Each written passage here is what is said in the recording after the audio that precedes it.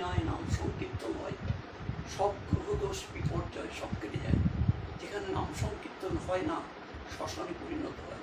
প্রতি মাসে অন্তত একবার নামময় হয়ে সবাই কীর্তন আনন্দে বিভোর হয়ে, ঠাকুর বলছে জীবনের ঈশ্বর যা কিছু সৃষ্টি করেছে দুটো নিয়ে, দুনিয়ায় যা সৃষ্টি করেছেন দুটো নিয়ে, একটা ভালো একটা মন্দ, সুখ দুঃখ। ঠাকুর বলছেন একই বিন্দুতে দুটি পাতা, একটি সুখ একটা দুঃখ। আমি যদি ঠাকুর বলছে অমনি তুমি চাও কি, জীবনের ভালোটা কি মন্দই বা কি বোঝো কি?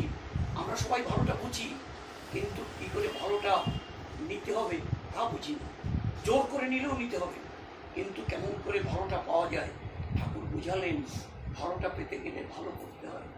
তুমি অপরের মঙ্গল চিন্তায় নিজকে সেইভাবে নিয়োজিত করো, তোমার জীবনে মঙ্গল প্রবাহিত হবেই হবে। ঠাকুর বাণী দিলেন অপরের